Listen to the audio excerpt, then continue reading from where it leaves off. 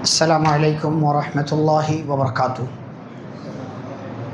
بسم اللہ الرحمن الرحیم، الحمد للہ رب العالمین، والصلاة والسلام علی رسولہ الامین، نبینا محمد وعلی آلہ واصحابہ اجمعین، ومن تبعہم بإحسان الی یوم الدین، اما بعد۔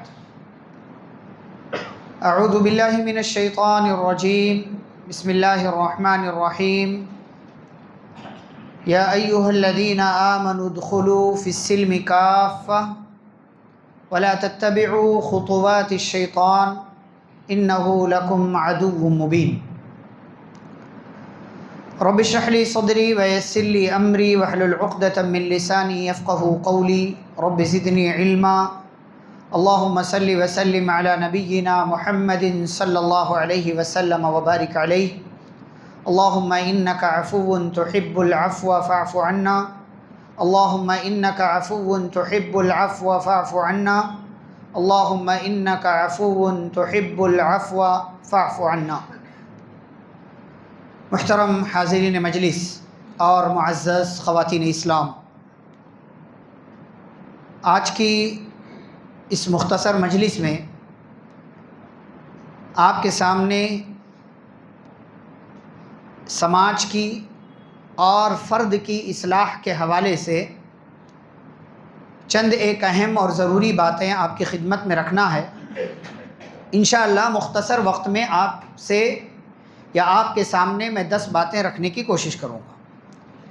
میں نے ایک آیت پڑھی ہے سورۃ البقرہ کی، اللہ کہتے ہیں اے ایمان والو، اسلام میں مکمل طور سے داخل ہو جاؤ اور شیطان کی اتباع مت کرو، کیونکہ شیطان تمہارا کھلا ہوا دشمن ہے۔ ہمیں اسلام کو قبول کرنے کے بعد اسلامی تعلیمات پر مکمل طور سے عمل کرنا ہمارے لیے ضروری ہے۔ جو فرائض ہیں ان کا نمبر پہلے ہے، اس کے بعد جیسی جو ترتیب ہے اسی ترتیب کے اعتبار سے ہمیں اعمال صالحہ انجام دینا ہے یا اسلامی تعلیمات پر عمل کرنا ہے۔ میں ترتیب کے ساتھ ایک ایک چیزیں کہ ہمارے لیے زندگی میں سب سے زیادہ ضروری چیزیں کیا کیا ہیں جن پر ہمیں توجہ دینا چاہیے، ہماری ذمہ داریاں کیا۔ سب سے پہلی ذمہ داری، اس دنیا کے اندر آنے کے بعد ایک انسان کی کیا ہو سکتی ہے؟ سب سے پہلی بڑی اور بنیادی ذمہ داری کیا ہے؟ جی انہوں نے کہا ایمان لانا، اور کسی کا کوئی جواب؟ ایمان سے پہلے بھی کچھ ہے؟ نہیں، توحید ایمان میں آ گیا۔ ایمان سے پہلے کچھ ہے؟ نہیں ہے۔ سب سے پہلی بڑی اور بنیادی ذمہ داری کیا ہے؟ علم حاصل کرنا۔ ایمان سے پہلے بھی ہے۔ علم نہیں ہے تو کچھ نہیں، پھر آپ اللہ کو بھی نہیں پہچان پائیں گے۔ اسی لیے نبی صلی اللہ علیہ وسلم کو اللہ نے کس لیے بھیجا دنیا میں؟ توحید کی دعوت دینے کے لیے۔ لیکن سب سے پہلی وحی جو اتری نبی صلی اللہ علیہ وسلم پر وہ کون سی ہے؟ اقرأ بسم ربک الذی خلق۔ کیا ہے اس میں؟ کیا ہے؟ علم نا، پڑھنے کا حکم دیا گیا۔ توحید کی دعوت دینے سے پہلے، توحید کا پیغام عام کرنے سے پہلے اللہ نے نبی صلی اللہ علیہ وسلم کو اور آپ کے ذریعے پوری دنیا کے لوگوں کو کیا کہا؟ اقرأ بسم ربک الذی خلق، پڑھو اپنے رب کے نام سے۔ اور اسی لیے اللہ رب العالمین نے پیارے نبی صلی اللہ علیہ وسلم کو صرف ایک چیز میں اضافہ کرنے کی دعا سکھائی کہ اے نبی صلی اللہ علیہ وسلم آپ دعا مانگیے، رب زدنی علما، اے میرے رب میرا علم بڑھا دے۔ اس دنیا کے اندر ہماری جو بھی عمر ہے ہمیں علم حاصل کرتے رہنا چاہیے، اس لیے کہ علم نہیں ہے تو آپ ترقی نہیں کر پائیں گے۔ ہو سکتا ہے مال آپ کے پاس آ جائے، لیکن اور دیگر اعتبار سے آپ ترقی نہیں کر سکتے ہیں، اس لیے کہ ترقی کا سب سے بڑا ذریعہ چاہے دین کے حساب سے ہو یا دنیا کے حساب سے یہی علم ہے۔ اس لیے علم حاصل، بچوں کو پڑھائیے، خود بھی پڑھیے۔ جمعہ کے خطبات میں شروع سے حاضر رہیے، اسی لیے کہا گیا تاکہ علم آئے. دروس کو غور سے سننا چاہیے، اسے دماغ میں سیو کرنے کی کوشش کرنا چاہیے، اس لیے کہ علم آئے گا تو عمل بڑھے گا، علم ہی نہیں آئے گا تو عمل کیسے بڑھے گا. یہ پہلی چیز، پہلی ذمہ داری، پہلی بنیادی چیز. اب علم کے بعد دوسرے نمبر پر کیا آتا ہے؟ ایمان، عقیدہ توحید. اسی لیے اللہ نے کیا کہا؟ فَاعْلَمْ أَنَّهُ لَا إِلَٰهَ إِلَّا اللَّهُ، جان لو، اس بات کا علم حاصل کر لو کہ اللہ کے سوا کوئی سچا معبود نہیں ہے. اللہ تعالیٰ نے پہلے علم حاصل کرنے کا حکم دیا، اور اس کے بعد جب آپ علم حاصل کرنے کے راستے پہ نکلیں گے تو سب سے پہلے کس چیز کا علم حاصل کریں گے؟ اللہ تعالیٰ کی معرفت، اللہ کے بارے میں جاننے کی کوشش کریں گے. اور قبر میں بھی سب سے پہلا سوال کیا ہوگا؟ مَن رَبُّک، تیرا رب کون؟ علم ہی نہیں ہوگا تو پتہ کیسے پائیں گے؟ حالانکہ آسان جواب ہے، لیکن اس کے مطابق زندگی بھی گزارنا ہے. زندگی کیسے گزرے گی؟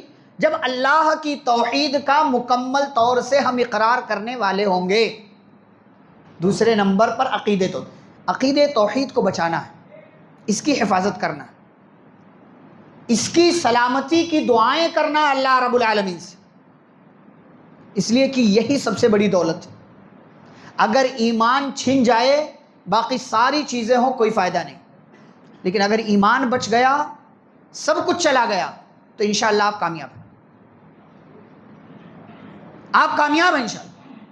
اور آپ کے ایمان اور عقیدہ توحید کی دولت کی حفاظت کرنے والی سب سے بڑی چیز کیا ہے؟ وہی علم ہے جو ہم نے پہلے نمبر پر بیان کر دیا. دیکھیں کتنے لوگ ہیں مرتد ہو رہے ہیں، لڑکیاں، لڑکے، لوگ دین چھوڑ رہے ہیں. کیا وجہ ہے؟ علم نہیں ہے ان کو. ایمان کتنی بڑی دولت ہے اندازہ نہیں. اللہ رب العالمین کون ہے معرفت نہیں ہے. فائدہ کیا ملے گا اس کی جانکاری نہیں ہے. اسی لیے پیارے نبی صلی اللہ علیہ وسلم اور جتنے بھی انبیاء آئے سب کو اللہ نے توحید کی دعوت دینے کے لیے دنیا کے اندر بھیجا. وَلَقَدْ بَعَثْنَا فِي كُلِّ أُمَّةٍ رَسُولًا أَنِ اعْبُدُوا اللَّهَ. اور اسی لیے توحید کی اہمیت ہے. دنیا میں جو بھی بچہ جس بھی گھر میں پیدا ہو، کس پر پیدا ہوتا ہے؟ وہ فطرت اسلام پر پیدا ہوتا ہے. اسی لیے کیونکہ اس دنیا کی سب سے بڑی ضرورت کیا ہے؟ توحید ہے. توحید اس کائنات کی سب سے بڑی ضرورت ہے. اور یہ ضرورت کب پوری ہوگی؟ جب آپ علم حاصل کریں گے، توحید کو اپنا لیں گے، پھر توحید کی حفاظت میں لگ جائیں گے. اسی لیے ہر بچہ فطرت اسلام پر پیدا ہو، وہ تو اس کے ماں باپ جس مذہب کے ہوتے ہیں اسی مذہب کا اس کو بنا کر کے رکھ دیتے. تو یہ دوسری چیز، دوسری ذمہ داری. نمبر 3، آپ نے علم حاصل کر لیا، آپ نے عقیدہ توحید کو مان لیا، ایمان لے آئے، ایمان والے بن گئے. اب نمبر 3 پہ کیا آتا ہے؟ نماز پڑھنا. توحید کے بعد نماز. اب آپ کی نماز بھی ٹھیک کب ہوگی؟ جب آپ کو کیا ہوگا؟ علم ہوگا. آپ کی نماز قبول کب ہوگی؟ جب آپ کی توحید صحیح ہوگی. ورنہ اگر آپ کے پاس علم نہیں ہے تو کیسی نمازیں پڑھیں گے؟ نبی صلی اللہ علیہ وسلم نے کہا ایک بندہ 60 سال 70 سال نماز پڑھے گا لیکن اس کی نماز کا کوئی فائدہ نہیں. کیوں؟ بنا علم کے پڑھ رہا ہے، اسے پتہ ہی نہیں ہے کہ صحیح نماز کیا ہے. اور ایک بندہ ہے جو نماز پڑھ رہا ہے لیکن کسی اور کے سامنے جا کر کے سجدے بھی کر رہا ہے، درگاہوں پہ جا رہا ہے، مزاروں پہ جا رہا ہے، اس کی نماز کا کوئی فائدہ نہیں. تو تیسری بنیادی ذمہ داری کیا ہے؟ کہ نماز پڑھنا، نماز کی پابندی کرنا. نماز صرف پڑھنا نہیں ہے، نماز کی پابندی کرنا، چھوڑ پکڑ والا نہیں ہونا چاہیے. اللہ نے اس لیے قرآن میں یہ نہیں کہا نماز پڑھو، کیا کہا؟ وَأَقِيمُوا الصَّلَاةَ، نماز قائم کرو. اور نماز قائم کرنے کا کیا مطلب ہے؟ ہاں، وقت پر ادا کرنا، خشوع خضوع ہونا، اطمینان ہونا، ارکان کی واجبات کی مکمل ادائیگی ہونا، یہ ساری چیزیں اس میں ہوں گی تو نماز قائم کرنا کہا. وَأَقِيمِ الصَّلَاةَ، نماز قائم کیجیے. اور جب آپ نماز قائم کریں گے تو آپ کی نماز آپ کو کیا کرے گی؟ إِنَّ الصَّلَاةَ تَنْهَىٰ عَنِ الْفَحْشَاءِ وَالْمُنكَرِ، آپ کی نماز آپ کو بے حیائی اور بے شرمی سے، منکرات سے، غلط چیزوں سے بچائے گی. پیارے نبی صلی اللہ علیہ وسلم کا معاملہ کیا تھا کہ جب بھی کوئی معاملہ درپیش ہوتا، اذا حزبه امر صلی، فوراً آپ کیا کرتے؟ نماز پڑھتے. اور بلال سے کہتے ارحنا بہا یا بلال، بلال جاؤ لوگوں میں اعلان کرو کہ نماز ہم پڑھیں گے، اور نماز کا اعلان کر کے ہمیں راحت پہنچاؤ. آندھی چلے، سورج گران، چاند گران، جنگ کا ماحول، کسی طرح کی کوئی مشکل پریشانی آئے، نبی صلی اللہ علیہ وسلم نماز پڑھ رہے ہیں. ہمارے ہاں کا بندہ کیا کرتا ہے؟ ابا ہاسپٹل میں اسٹیٹس لگاتا، ابا بیمار ہے دعا کرو. ہاں، ارے بھائی کبھی نماز پڑھ کر کے اللہ سے مدد مانگا؟ استعینوا بالصبر والصلاۃ، سب پتہ ہے کہ صبر اور نماز کے ذریعے اللہ کی مدد مانگنا. کتنے لوگ نماز پڑھ کر کے اللہ کی مدد مانگتے ہیں کہ اللہ آپریشن ہونے والا ابا کو ٹھیک کر دو، نماز پڑھ رہا ہوں آپ کے لیے. ہم لوگ تو اسٹیٹس اسٹوری لگاتے ہیں، دوسروں کو دعا کے لیے کہتے ہیں، مسجد میں چٹھی پہنچاتے ہیں. تو خود دعا کیجئے، نماز پڑھیے.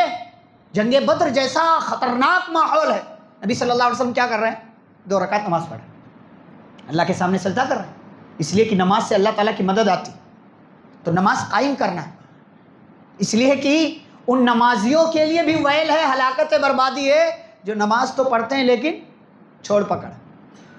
فویل للمصلین الذین هم عن صلاتهم ساہون، جو اپنی نمازوں میں غفلت برتتے ہیں. جب مرضی تب پڑھ لیا، بعد میں جا کے پڑھ لیں گے، وقت بہت لمبا ہے.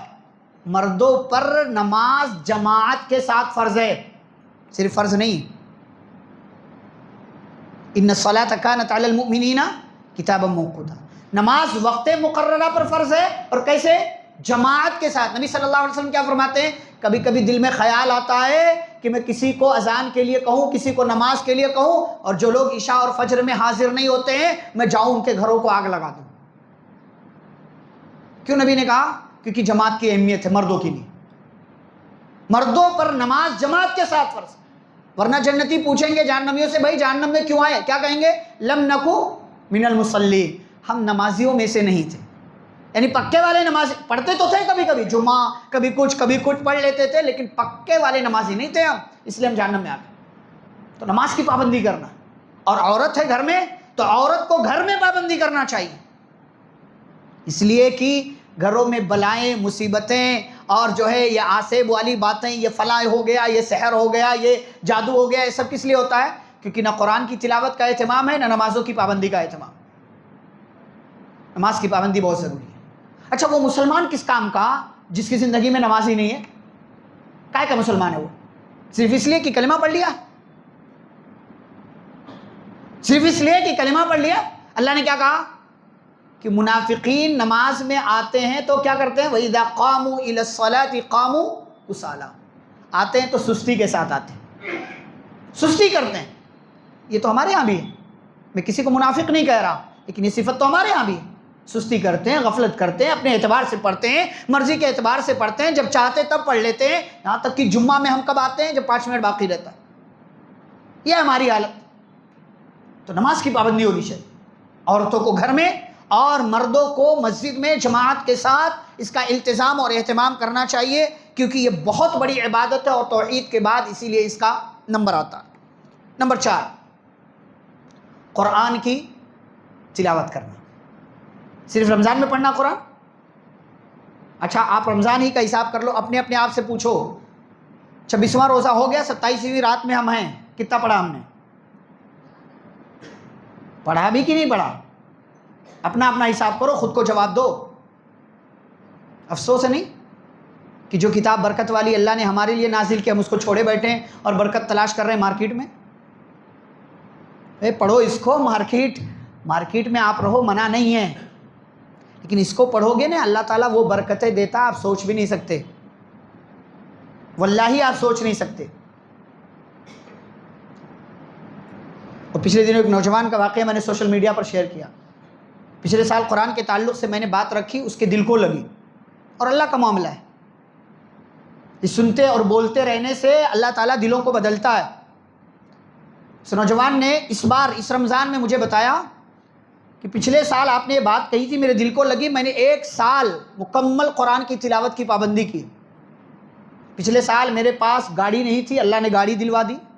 شادی نہیں ہوئی تھی، اللہ نے شادی کروا دی. اور میرا کاروبار نہیں چل رہا تھا، اللہ تعالیٰ نے کاروبار میں ترقی دے دی. کیا چاہیے آپ کو؟ میں آپ سے اللہ کی قسم کھا کر یہ بات کہہ رہا ہوں، آپ اپنے آپ سے وعدہ کیجئے اور زندگی میں اس کا التزام کیجئے. صرف 1 سال آپ پوری پابندی کے ساتھ روزانہ قرآن پڑھیے، چاہے 10 منٹ. قسم اللہ کی آپ کی زندگی میں وہ برکتیں آپ کو دیکھنے کو ملیں گی کہ آپ سوچ بھی نہیں سکتے. وَهَذَا كِتَابٌ أَنزَلْنَاهُ مُبَارَكٌ، اللہ کہہ رہا ہے یہ کتاب برکتوں والی. کتاب انزلناہ الیک مبارک، یہ کتاب برکتوں والی ہے. گھر میں رکھنے سے برکت نہیں آتی. اب تو ہمارے ہاں بھی کتنے لوگ ہیں ماشاءاللہ وہ فریم کر کے گھر میں لگواتے آیت الکرسی، قل اعوذ برب الفلق، قل اعوذ برب الناس، سورہ یاسین، سورہ رحمان، وہ فلاں فلاں. کیا فائدہ لٹکا لینے سے؟ زیب و زینت کے لیے قرآن، برکت کے لیے کہ آپ نے رکھا ہوا برکت. پورا کمرہ قرآن سے بھر لو، کوئی برکت نہیں آئے گی جب تک پڑھو گے نہیں، سمجھو گے نہیں، عمل نہیں کرو گے. ہماری زندگی میں قرآن باہر کھڑے کھڑے، گھر میں بیٹھے بیٹھے، گاڑی پہ چلتے چلتے، سفر کرتے کرتے گھنٹوں اسکرولنگ کر لیتا ہے بندہ، لیکن اسی موبائل میں اس کے لیے قرآن کا ایپ نہیں ہے کہ اس کو کھول کر کے وہ 2 پیج 3 پیج، 1 رکوع 2 رکوع قرآن کی تلاوت کر لے. 2 گھنٹہ لگا دیتا ہے شارٹس دیکھنے میں، ریلز دیکھنے میں، ہر 5 منٹ پہ اسٹیٹس چیک کر رہا، کتنے لوگوں نے دیکھا. ارے قرآن پڑھ بھائی، اللہ تعالیٰ زندگی میں وہ برکتیں دے گا کہ سوچ بھی نہیں سکتے. افسوس کی بات ہے ہمارے لیے اللہ نے قرآن نازل کیا، ہم ہی نہیں پڑھتے اس کو. اس رمضان سے یہ پورے رمضان کا اگر واللہ اگر آپ نے زندگی میں اس پر عمل کر لیا، آپ کو جو کرنا ہے حلال کام، حلال چیز، جائز کام کیجئے 24 گھنٹے میں، لیکن 10 سے 15 منٹ روزانہ قرآن کو دیجیے. آپ اپنے آپ سے وعدہ کیجیے، آپ صرف 10 سے 15 منٹ، کیا مرد کیا عورت، 10 سے 15 منٹ آپ کی اپنے جسم میں بھی اللہ تعالیٰ برکتیں دے گا. کیا کہا اللہ نے؟ وَنُنَزِّلُ مِنَ الْقُرْآنِ مَا هُوَ شِفَا. قرآن کیا ہے؟ ڈاکٹر، شفا، علاج. پڑھو تو قرآن. ہاں لوگ تعویذ لٹکا لینے کو کمال سمجھتے ہیں، عجیب ہے. پڑھنے سے برکت آتی ہے، پڑھنے سے اللہ تعالیٰ شفا دیتا ہے، ٹھیک کرتا ہے، بیماریاں دور ہوتی ہیں. اس نیت سے پڑھیے تو صحیح. قرآن کی تلاوت کو اپنی زندگی کا معمول بنائیے. اور قرآن کس میں پڑھنا ہے؟ کس میں؟ کون سی زبان میں قرآن؟ عربی میں ہے نا. ہمارے لوگ کس میں پڑھتے ہیں؟ کنڑا، رومن، ہاں ہندی. قرآن ہندی میں آیا، کنڑا میں آیا، رومن میں آیا. عجیب ہے. 50-60 ہزار کا 1 لاکھ کا موبائل چلا رہے ہیں، لیکن 15,000 دے کر کے کسی عالم صاحب کو 20, 25, 30, 40 ہزار دے کر کے قرآن سیکھ نہیں سکتے کہ عربی اتنا سیکھ لیں کہ قرآن پڑھنا آ جائے. افسوس ہے. ہر سال موبائل بدل رہے ہیں. ایک نیا موبائل آیا مارکیٹ میں، چلو پہلی فرصت میں لیں گے. گاڑی نہیں آئی، پہلی فرصت میں لیں گے. ارے بھائی یہ بھی سیکھنے کی چیز ہے اور یہی اصل چیز ہے. نہیں ہے ہمارے ہاں شوق، اس لیے کہ قرآن کو ہم ضرورت نہیں سمجھتے. جس کو ضرورت سمجھتے ہیں وہ لے لیتے ہیں، وہ حاصل کر لیتے ہیں، وہ سیکھ لیتے ہیں. قرآن کو ہم نے ضرورت نہیں سمجھا، اس لیے قرآن سیکھنے کی کوشش نہیں کی ہم نے. کیا 10، کیا 15، کیا 50. شوق جب بندے کو آ جائے نا، جب ضرورت بن جاتی ہے کوئی چیز، انسان لاکھوں خرچ کرتا ہے.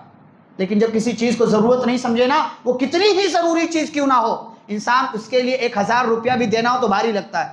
مسجدوں میں فیس 200 300 ہوتی ہے، دیتے ہیں لوگ پابندی سے؟ افسوس ہے نہیں دیتے. 300 فیس قرآن کے لیے زیادہ ہو گئی، 500 زیادہ ہو گئی. اچھا موبائل کے لیے 50,000 بڑی آسانی سے دے رہا. ہر مہینے پورا گھرانہ 10 افراد ہیں، 10 موبائل ہے گھر میں، 300 روپے کا ریچارج ہر مہینے ہو رہا. 10 افراد 3,000 روپے ایک مہینے ریچارج کے پیچھے دے رہے.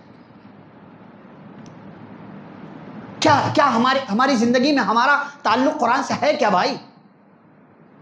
صرف یہی کہ رمضان میں ہم نے تھوڑا سا اٹھا کر پڑھ لیا، اچھی بات ہے پڑھ لیا رمضان میں، ماشاء اللہ، اللہ قبول کرے، لیکن 12 مہینے پڑھنے کی کتاب ہے، ہر دن پڑھنے کی کتاب ہے. یہ ہماری ضرورت ہے اور اللہ نے اس کو ہمارے لیے نازل کیا. یہ پڑھو گے نا تو لگے گا کہ اللہ ہم سے بات کر رہا ہے. پڑھتے ہی نہیں ہیں، اس لیے احساس بھی پیدا نہیں ہوتا. بہرحال 5ویں ذمہ داری ہے کہ ذکر و اذکار اور دعاؤں کا خاص خیال رکھیں. ہم ذکر و اذکار کا کتنا خیال رکھتے ہیں؟ صبح کے اذکار، شام کے اذکار. اچھا میں یہاں ایک مثال دیتا ہوں کہ ہم سو کر اٹھتے ہیں، سو کر اٹھنے کے بعد کی دعا ہے نا؟ کیا ہے؟ الحمدللہ الذی احیانا بعد ما اماتنا والیہ النشور. پڑھتے کتنے لوگ ہیں؟ سب کیا کرتے ہیں؟ آنکھ کھلی ڈبہ چیک کیا، کتنا نوٹیفیکیشن آیا، کتنا پیسہ آیا، کتنا ٹویٹر پر، کتنا ٹیلی پر، کتنا واٹس ایپ پر، کتنا فلاں جگہ کیا آیا، کیا میسج آیا، وہ پہلا چیک کرتے ہیں. دعا کس کو یاد ہے بھائی؟ اچھا گھر سے نکلنے کی دعا کیا ہے؟ بسم اللہ توکلت علی اللہ لا حول ولا حول نہیں، لا حول ولا قوت الا باللہ. کتنے لوگ پڑھتے ہیں؟ موبائل نہیں بھولتے، گاڑی کی چابی نہیں بھولتے، پرس نہیں بھولتے، ساری ضروری چیزیں نہیں بھولتے. کیا بھولتے؟ دعا جو بچانے والی. کتنا اہتمام ہے ہماری زندگی میں ذکر و اذکار کا اور دعاؤں کا. ہمیں تو لگتا ہے یار ایک بار دعا مانگا قبول نہیں، کیا فائدہ ہے، چپ ٹائم جا رہا اس میں. دعا اللہ تعالیٰ کیا کہتا ہے؟ قل ما یعبأ بکم ربی لولا دعاؤکم. اگر تمہاری دعائیں نہ ہو تو میرا رب تمہاری پرواہ نہ کرے. تم دعا کرتے ہو اس لیے تمہارا رب تمہاری پرواہ کرتا ہے. دعا مانگنا چھوڑ دو گے، رب پرواہ کرنا چھوڑ دے گا. بہت بڑی بات ہے. اسی لیے نبی صلی اللہ علیہ وسلم نے اتنی ساری دعائیں کیوں بتائی بھائی، اذکار کیوں بتائے؟ تاکہ ایک مسلمان اسے پڑھ کر کے اللہ کی حفاظت میں چلا جائے اور ذکر و اذکار کی پابندی سے وہ دیگر نقصان دینے والی چیزوں سے بچ جائے، چاہے وہ مرد ہو یا عورت. ہمارے یہاں پابندی نہیں ہے، اسی لیے ہمارے ذہنوں میں طرح طرح کے اندیشے اور خیالات بھی آتے رہتے. نبی صلی اللہ علیہ وسلم کے پاس صحابیہ، اللہ کے نبی جب سے اسلام لایا ہوں تب سے جسم کے فلاں حصے میں درد رہتا ہے. آپ نے کیا کہا؟ آپ نے علاج بتایا. کہا ایک کام کرو، جہاں درد ہے وہاں ہاتھ رکھو، 3 بار بسم اللہ کہو، 7 بار اعوذ باللہ وقدرتہ من شر ما اجد واحاذر کہو. تمہارا درد کیا ہو جائے گا؟ ختم ہو جائے گا. گئے عمل کیا، کہتے ہیں نبی کا بتایا ہوا نسخہ عمل کیا، زندگی میں دوبارہ کبھی درد ہی نہیں ہوا. ہمارا سر دکھتا ہے، کتنی بار یہ دعا پڑھ کر کے ہم کرتے ہیں؟ ہم یا تو گولی کھا لیتے ہیں، یا تو کچھ بام لگا لیتے ہیں، یا تو کچھ اور کر لیتے ہیں، بس ٹھیک ہے ہمارا.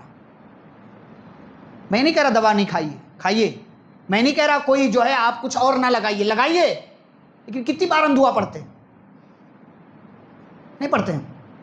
آپ صلی اللہ علیہ وسلم فرماتے ہیں کوئی بیمار ہے، مریض ہے، اس کو دیکھنے کے لیے جاؤ، اگر کوئی بندہ جاتا 7 مرتبہ کہہ دے اسأل اللہ العظیم رب العرش العظیم ان یشفیک، میں عظمت والے اللہ سے، اللہ عظیم سے سوال کرتا ہوں جو عرش عظیم کا رب ہے کہ وہ آپ کو شفا دے دے. نبی صلی اللہ علیہ وسلم فرماتے ہیں اگر اس بیماری میں اس کی موت نہیں لکھی ہے، اس دعا کی برکت سے اللہ تعالیٰ اس کو شفا دے دے گا. ہمارے یہاں اہتمام نہیں، نہ اپنے لیے نہ دوسروں کے لیے. تو ذکر و اذکار کا اور دعاؤں کا خصوصی اہتمام یہ ہماری ذمہ داری ہے، چاہے ذاتی لحاظ سے کہیے یا گھریلو لحاظ سے یا سماجی لحاظ سے. نمبر 6، یہ 5 دینی ذمہ داریاں میں نے آپ کے سامنے رکھی. 6ٹھی بات، اپنی اور اپنے گھر والوں کی فکر کیجیے. کون کیا کر رہا، میں کتنا نیک بنا، میرے اندر کتنی تبدیلی آئی، گھر والے نیکی کا کام کر رہے ہیں کہ نہیں کر رہے ہیں. ہمیں پوچھتے رہنا چاہیے ایک دوسرے سے. نبی صلی اللہ علیہ وسلم کئی بار اپنی پھوپھی کا نام لے کر، اپنے جو ہے اپنی بیٹی کا نام لے کر کے، اور کسی خاندان کے آدمی کا نام لے کر کیا کہہ رہے ہیں؟ اپنے آپ کو جہنم کی آگ سے بچاؤ، میں تمہارے کام نہیں آ سکتا. ہم کتنی بار بولتے ہیں کہ بیٹا میں تجھے مال دے سکتا ہوں لیکن تجھے تیری آخرت نہیں سنوار سکتا جب تک تو خود کوشش نہ کر لے. ہمیں بولنا چاہیے، اس لیے کہ افسوس نہیں ہے کہ آپ جنت میں ہو اور آپ کا کوئی خاندان والا جہنم میں چلا جائے، آپ کا کوئی دوست جہنم میں چلا جائے. ہم لوگ چائے کے لیے، ڈھابوں کے لیے، کھانوں کے لیے، ہوٹل کے لیے ایک دوسرے کو فون کرتے نا، آ چل چائے پینے چلنا. نماز کے لیے کتنی بار فون کرتے، چل آ جا نماز کا ٹائم ہو گیا، نماز پڑھنے چلتے. کتنی فکر ہے ہمیں اپنے گھر والوں کی، اپنے دوستوں کی، ساتھیوں کی، اٹھنے بیٹھنے والوں کی. نماز کے لیے فون نہیں آتا، ہاں چائے کے لیے برابر آئے گا، ڈھابے پہ جانے کے لیے برابر آئے گا. نیکی کے کام کے لیے نہیں آتا. آتا ہے تو اچھی بات ہے، ورنہ یہی دوست جن کے ساتھ آپ دنیا گھوم رہے ہیں، سیر کر رہے ہیں، دنیا کما رہے ہیں، اسی دوست پر افسوس کریں گے. کیا کہیں گے؟ یا ویلتی لیتنی لم اتخذ فلانا خلیلا، اے کاش فلاں کو میں نے اپنا دوست نہ بنایا ہوتا. الاخلاء یومئذ بعضهم لبعض عدو الا المتقین، جگری دوست بھی قیامت کے دن ایک دوسرے کے دشمن بن جائیں گے.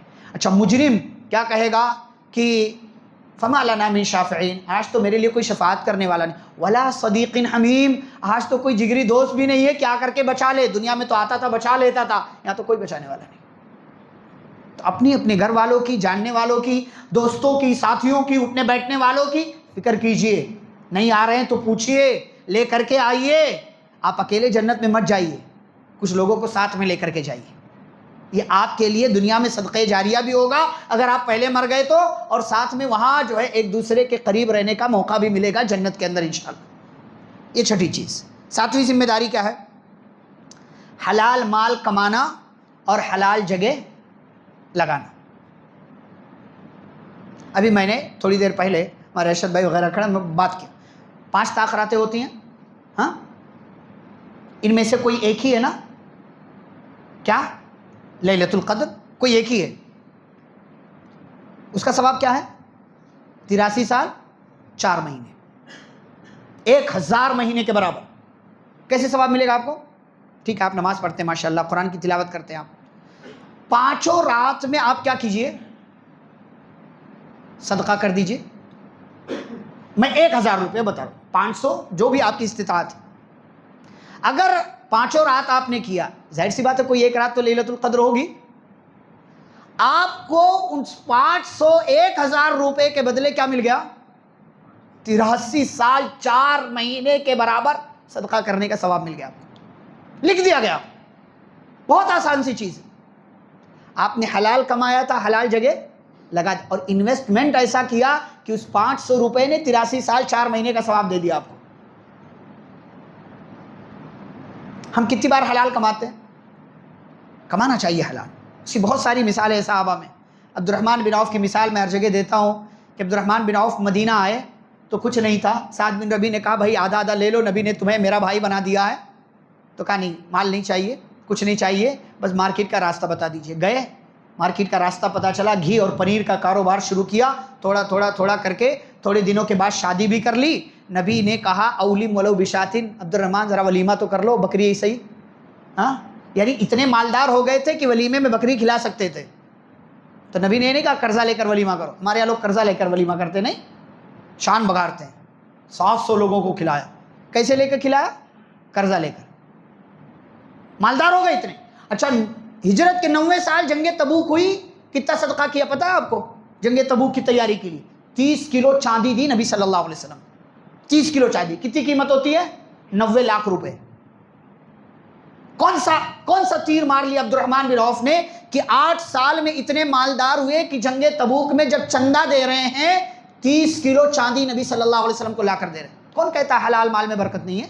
حلال میں ہی برکت ہے، ورنہ حرام جتنی تیزی سے آتا ہے اتنی تیزی سے چلا بھی جاتا ہے۔ یہ ٹاپ 10 جو دنیا کے مالدار آپ کو دکھتے ہیں نا، یہ جتنے مالدار ہیں اتنے قرضدار بھی ہیں۔ چمکتا جو نظر آتا ہے سب سونا نہیں ہوتا، ظاہر پر کبھی نہیں جانا چاہیے۔ یہ جتنے مالدار ہیں اتنے قرضدار ہیں، اور مالدار کیسے ہیں؟ لون پر لیا ہے سب، انٹرسٹ، سود کا سارا معاملہ، سود کا۔ بھئی حلال طریقے سے کوشش کرو، بھاگ دوڑ کرو، چھوٹا موٹا کام کر لو، اللہ تعالیٰ وہ برکت دے گا۔ آپ کی نظروں میں بھی بہت ساری مثالیں ہو سکتی، حلال کمایا آپ نے، پھر اسے حلال جگہ پر لگائیے۔ حرام جگہ پر کتنے لوگ ہیں کماتے تو حلال ہیں، سگریٹ پینے میں لگا رہے ہیں۔ یہ کیا بات ہوئی بھائی؟ کیوں پی رہے ہو سگریٹ؟ مزہ ہے اس میں، نشہ ہے، کیا ہے ایسا اس میں کہ پینا ضروری ہے؟ کچھ لوگ تمباکو، گوا، گٹکا، نہ جانے کیا کیا کھاتے ہیں، کچھ لوگ اس سے ناجائز اور حرام چیزیں خریدتے ہیں۔ کتنی غلط بات ہے کہ آپ نے کتنی محنت سے کمایا ہے لیکن اسے حرام جگہ ہی لگا دیا۔ اللہ تعالیٰ سوال کرے گا، 2 سوال، وَعَنْ مَالِهِ مِنْ أَيْنَ اكْتَسَبَهُ وَفِيمَا أَنْفَقَهُ، مال کمایا کہاں سے اور لگایا کہاں پر۔ تو اس کی فکر کیجئے، ذمہ داری ہے۔ نمبر 8، سماج میں رہتے ہوئے ہم سب انسان، کوشش یہ کرنا چاہیے کہ ہماری وجہ سے کسی کو بھی کسی بھی طرح کی تکلیف نہ ہو۔ ہم اصل میں انسان نا انا پرست بہت ہو گئے ہیں، مفاد پرست بہت ہو گئے ہیں۔ ہمارا فائدہ ہو، باقی کسی کا نقصان ہو رہا ہوتا رہے۔ اسلام کی یہ سوچ نہیں ہے، نہ اسلام اس سوچ کو اپنانے کی تعلیم دیتا ہے، بلکہ اسلام تو بسا اوقات یہ کہتا ہے کہ تم اپنا نقصان سہ لو لیکن دوسروں کا تمہاری ذات سے فائدہ ہونا چاہیے، نقصان نہیں ہونا چاہیے۔ مدینے کے انصار صحابہ نے مہاجرین کی ایسی مدد کی کہ خود بھوکے رہ گئے لیکن ان کو کھلایا۔ میں نہیں کہہ رہا آپ اپنا گھر کسی کو دے دو، لیکن یہ کیا بات ہوئی کہ ہماری وجہ سے کسی کو تکلیف ہو رہی ہے؟ کہیں ہم دیکھیں گاڑیاں بعض دفعہ ماشاءاللہ آپ کے یہاں تو اب اچھا انتظام ہو گیا ہے، بعض دفعہ ہم گاڑیاں اتنی بری طریقے سے لگا دیتے ہیں یا چلاتے ہیں یا پارکنگ کر دیتے ہیں کہ اس سے آنے جانے والوں کو تکلیف ہوتی ہے. کیوں بھائی؟ آپ کی مرضی ہو گئی تو جیسے چاہو گے کھڑا کرو گے، کیوں تکلیف دے رہے ہو کسی کو؟ آپ کی وجہ سے کسی کا نقصان کیوں ہو رہا ہے؟ یہ ذمہ داری ہے ہماری کہ ہماری وجہ سے کسی کو تکلیف نہ ہو. نبی صلی اللہ علیہ وسلم سے پوچھا گیا کون سا مسلمان سب سے افضل ہے؟ آپ نے کیا کہا؟ المسلم من سلم المسلمون من لسانہ و یدہ. سب سے اچھا وہ مسلمان ہے جس کی زبان اور جس کے ہاتھ سے دوسرے لوگ محفوظ رہیں. ہماری زبان ہمارے ہاتھ سے کتنے لوگ محفوظ ہیں؟ اگر ہیں تو الحمدللہ، کسی کو بھی تکلیف نہیں دینا. پیارے نبی صلی اللہ علیہ وسلم نے اپنی ذات کے لیے کبھی کسی سے بدلہ تک نہیں لیا، اپنی ذات کے لیے. ہمارے اندر بھی یہ جذبہ ہونا. بھئی کیا ہے 2 4 5 10 15 20 25 30 سال کی زندگی ہے، کیا کریں گے لڑ کر کسی کو نقصان دے کر کے؟ ہمارے ہاں لوگوں کو غصہ اتنا زیادہ ہے نا کہ کنٹرول نہیں کر پاتے، جبکہ ہماری شریعت نے غصے پر کنٹرول کرنے کی اسی لیے تعلیم. ایک صحابی ہے، اللہ کے نبی اوصینی، وصیت کر دیجیے. تو نبی کو ان کا مزاج معلوم رہا ہوگا تو آپ نے کہا لا تغضب، غصہ مت کرو. کوئی اور نصیحت نہیں کی. اور نبی صلی اللہ علیہ وسلم ماہر نفسیات تھے، سامنے والے کا مزاج پڑھ لیتے تھے کہ اسے کس چیز کی ضرورت ہے. تو کہا لا تغضب، غصہ مت کرو. اس نے پھر پوچھا فردد مرارا. اس نے کئی بار جب پوچھا تو آپ صلی اللہ علیہ وسلم نے وہی دہرایا اور کئی بار دہرایا کہ غصہ مت کرو، غصہ مت کرو، غصہ مت کرو. اس لیے کہ غصہ آتا چھوٹی سی بات پر ہے لیکن لے کر کے بہت ساری بڑی بڑی چیزیں لے کر چلا جاتا ہے. اسی لیے مومنوں کی، اچھے لوگوں کی ایک صفت میں سے اللہ نے کہا، صفات میں سے ایک صفت والکاظمین الغیظ، کہ اچھے لوگ غصہ پی جاتے ہیں. اور اگر غصہ آئے تو کیا کرو؟ شریعت نے کیا کہا؟ اعوذ باللہ پڑھ لو. کھڑے ہو تو بیٹھ جاؤ، بیٹھے ہو تو لیٹ جاؤ، پانی پی لو، وہاں سے چلے جاؤ. لیکن ہمارے ہاں لوگوں کو غصہ نکالنا ہوتا، نہیں آج تو سب گیا، جو نقصان ہوگا دیکھ لیں گے. پھر بعد میں وہی بندہ بیٹھ کر پچھتا رہا ہوتا ہے، جب غصہ ختم ہوتا ہے سوچتا ہے یار کوئی بات ہی نہیں تھی، خالی پیلی غصہ کیا میں تو. لیکن اب تو ڈیمیج ہو چکا ہے، اب تو نقصان ہو چکا ہے، اب اس کی بھرپائی کی کیا صورت ہوگی؟ تو کہا 8ویں ذمہ داری کہ کسی کو بھی کسی بھی طرح کی تکلیف دینے سے بچنا ہے. 9ویں ذمہ داری ہے کہ ہمیں اپنی ذات کو دین کے لیے اور سماج کے لیے فائدے مند بنانا. ہمارا نقصان ایک بار ہم برداشت کر لیں لیکن ہماری ذات سے دین کا نقصان نہیں ہونا چاہیے، جماعت کا، قوم کا نقصان نہیں ہونا چاہیے. اور ہماری وجہ سے جماعت، قوم، ملک بدنام بھی نہیں ہونا چاہیے. آپ صلی اللہ علیہ وسلم فرماتے ہیں خیر الناس انفعہم للناس، تم میں سب سے اچھا وہ ہے جو دوسروں کے لیے فائدے مند ہو. سب سے اچھا وہی. ہم سوچیں ہماری ذات سے مسجد کو کتنا فائدہ ہو رہا. ہم 1 مہینہ پورا استعمال کرتے ہیں، سال کے 12 مہینے مسجد استعمال کر رہے ہیں، کتنا فائدہ دے رہے ہیں مسجد کو یا مسلمانوں کو، آس پاس کے لوگوں کو، رشتہ داروں کو. ہماری قوم، ہماری جماعت کو ہماری وجہ سے کتنا فائدہ ہو رہا ہے یہ ہمیں بتانے کی ضرورت ہے اور اسے سمجھنے کی ضرورت ہے. پیارے نبی صلی اللہ علیہ وسلم نے مدینے کے لوگوں کا، اپنوں کا، غیروں کا، جانوروں کا، سبھی کا فائدہ کیا اور یہی ہمیں مزاج اپنانے کی ضرورت ہے. 10ویں اور آخری ذمہ داری، اس کے بعد انشاءاللہ بات ختم ہوتی ہے، کہ اپنے آپ کو اور دیگر لوگوں کو منکرات سے اور غلط کاموں سے روکنے کی کوشش کرنا. یہ والی چیز ہمارے ہاں آج ختم ہو گئی کہ کسی کو غلط پر ٹوکنا. ہم کتنی بار ٹوکتے ہیں؟ نہیں ٹوکتے. بلکہ یہ کام تو اپنے گھر میں بھی نہیں کر پاتے ہم بعض دفعہ. کوئی بائیں ہاتھ سے کھانا کھا رہا ہے یا پانی پی رہا ہے یا کھڑے ہو کر کے کھا رہا ہے، پی رہا ہے، ٹھیک ہے کھڑے ہو کر کھانے پینے کی اجازت ہے بعض دفعہ، لیکن یہ طریقہ نہیں ہونا چاہیے، یہ عادت نہیں ہونی چاہیے. اور بائیں ہاتھ سے تو کھانے کی اجازت ہی نہیں ہے الا یہ کہ دائیں ہاتھ میں کوئی مسئلہ ہو، کوئی پریشانی ہو. لیکن بعض دفعہ کسی کو کہو تو نہیں لیفٹی ہو تو کیا مطلب ہے؟ کھانا تو دائیں ہاتھ سے بھائی. نبی صلی اللہ علیہ وسلم کے پاس ایک بندہ بیٹھ کر کھانا کھا رہا ہے، بائیں ہاتھ سے کھا رہا. آپ نے کہا کل بیمینک، دائیں ہاتھ سے کھاؤ. تو اس نے کہا مستطاعت، نہیں کھا سکتا میں. نہیں کھا سکتا. تو آپ صلی اللہ علیہ وسلم نے فرمایا لا استطعت، جا تو آج کے بعد دائنا ہاتھ استعمال کرنے کے قابل ہی نہیں بچے. نبی نے بد دعا دے دی. اور آگے کا ما منعہ الا الکبر، اس نے ایسا کیوں کیا تھا؟ تکبر کی وجہ سے. اس نے جو کہا تھا نا دائنے ہاتھ سے نہیں کھاؤں گا یا نہیں کھا سکتا، تکبر کی وجہ سے. آج ہمارے یہاں کچھ لوگ پینٹ جینس ٹخنے سے نیچے لٹکاتے تو کہتے تکبر سے نہیں ہے، تو ایسے ہی رکھتا ہوں میں. ارے بھائی جب نبی کی حدیث آ گئی کہ ٹخنے سے اوپر رکھنا ہے تو نیچے رکھنے کا مطلب ہی یہ ہوا کہ تکبر کر رہے ہو.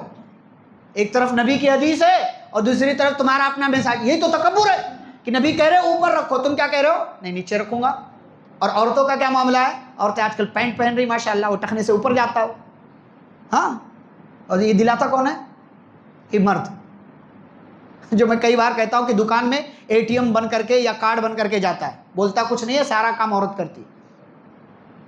وہ پینٹ لے رہے، جالی دار کپڑے لے رہے ہیں، باریک کپڑے لے رہے، ٹائٹ کپڑے لے رہے ہیں. مردوں کی نظر نہیں ہے. کتنی بار بولتے ہیں عورت کو کہ یہ والا کپڑا نہیں پہنا، جلا دوں گا میں. کھانا غلط بن جائے، نمک زیادہ ہو جائے، بعض دفعہ غصہ کرتے ہیں. یہ کپڑوں پر غصہ کیوں نہیں کرتے؟ چلتا ہے بول کر چلاؤ، پھر فحاشی آئے گی گھر میں، پھر نسلیں ویسے ہی مزاج کی پیدا ہوں گی. یہ سب چلنا نہیں چاہیے گھر میں. وہ کتنے ڈیزائن والے برقعے، ابھی برقع آیا ہی اسی لیے کہ اندر کی زیب و زینت کو چھپایا جائے، اور تم برقعے ہی دلا رہے ہو جس کے اندر زیب و زینت ہے. کتنے افسوس کی بات ہے. وہ بھی ٹائٹ ہے، چست ہے. اور اب تو یا نوز پیس پہ ماشاء اللہ سبحان اللہ الحمدللہ شہزادی پرنسس نہ جانے کیا کیا ہے. وہ انا للہ لکھوا لو، اس سے اچھا.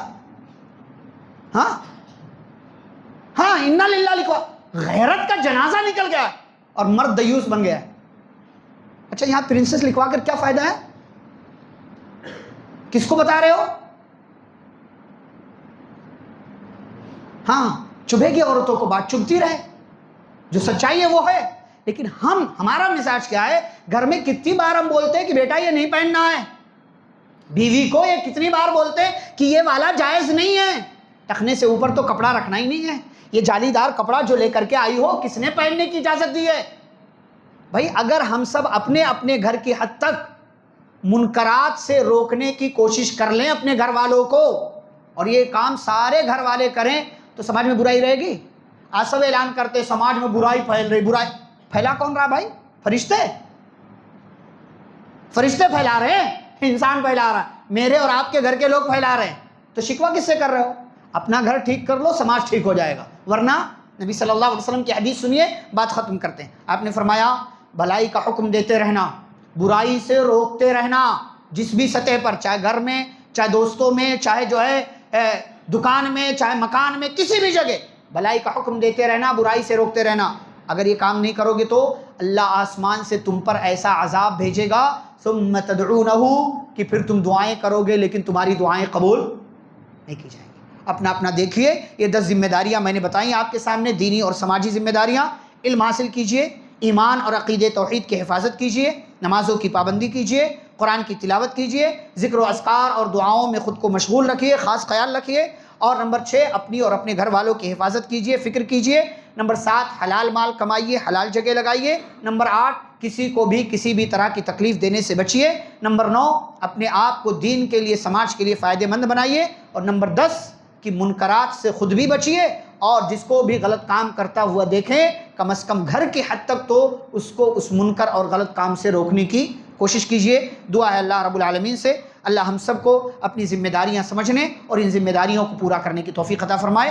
جب تک اللہ دنیا میں زندہ رکھے اسلام اور ایمان پر، خاتمہ ہو تو خاتمہ بالخیر ہو. وصلی اللہ تعالی علی نبینا محمد وعلی آلہ وصحبہ اجمعین. ربنا تقبل منا انک انت السمیع العلیم. سبحانک اللہم وبحمدک، اشہد ان لا الہ الا انت، استغفرک واتوب الیک. السلام علیکم ورحمۃ اللہ وبرکاتہ.